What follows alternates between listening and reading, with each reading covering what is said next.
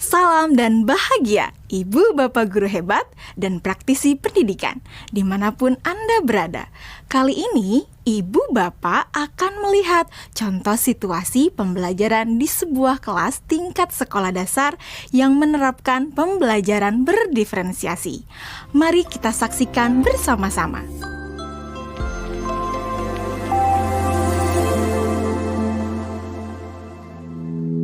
Organ tubuh manusia.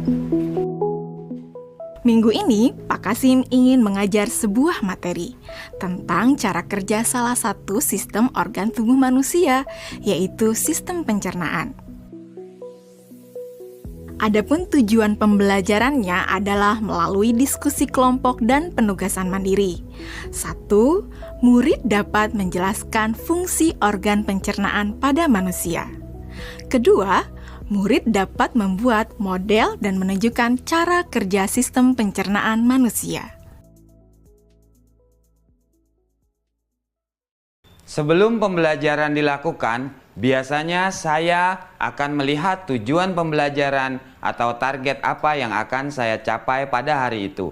Setelah itu, saya melihat data atau informasi terkait murid-murid saya untuk menentukan strategi pembelajaran yang tepat dan penilaian yang sesuai.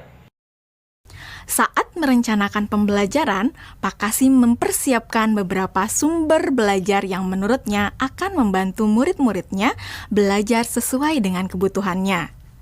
Sumber daya belajar yang disiapkan diantaranya adalah sebuah poster, berbagai bacaan yang memuat pembahasan tentang bagaimana organ pencernaan bekerja dari beberapa sumber.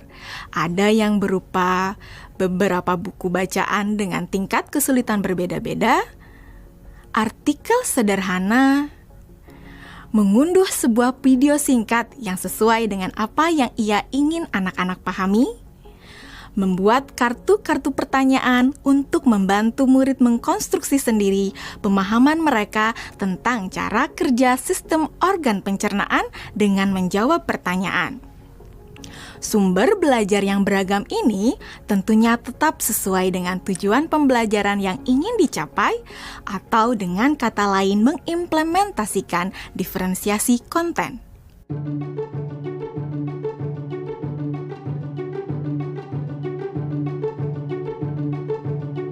Setelah semua sumber materi yang beragam disiapkan, saya mempersiapkan daftar kegiatan lengkap dengan instruksinya. Misalnya, membaca buku atau artikel dan lain sebagainya, mengamati poster, mendiskusikannya, dan kemudian membuat ringkasan untuk menunjukkan pemahaman tentang isi poster tersebut. Menjawab kartu-kartu pertanyaan. Aktivitas-aktivitas tersebut walaupun berbeda-beda, namun semuanya bertujuan agar murid memahami cara kerja sistem pencernaan. Assalamualaikum.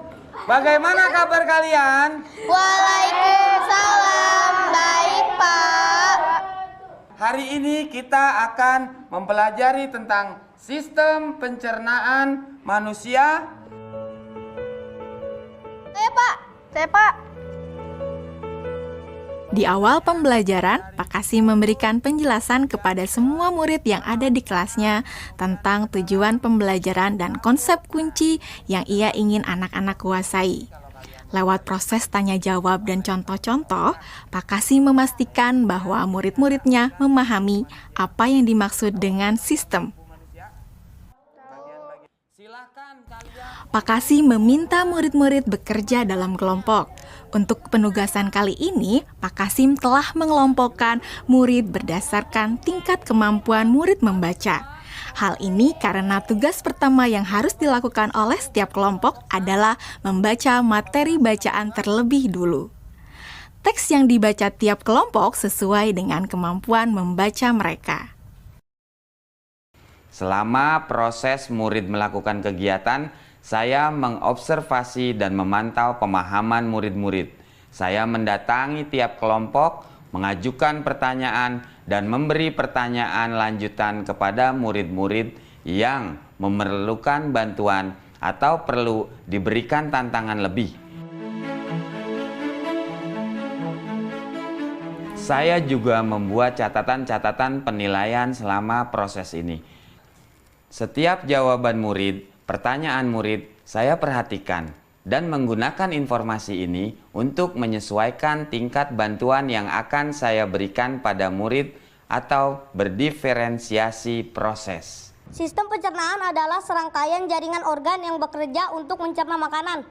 Organ pencernaan antara lain meliputi mulut, kerongkongan, lambung, usus kecil, usus besar, rektum, anus.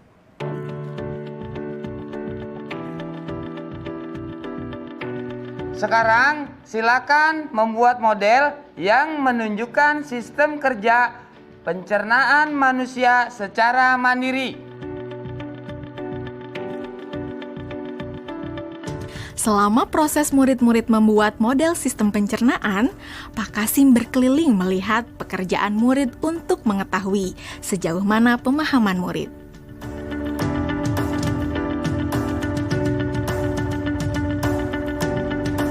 Di akhir pembelajaran, saya melakukan kegiatan refleksi, di mana refleksi tersebut digunakan untuk mengapresiasi murid, untuk mengetahui atau menilai sejauh mana pemahaman murid tentang topik yang sedang dipelajari, untuk mengetahui bagaimana perasaan murid-murid ketika melakukan proses pembelajaran.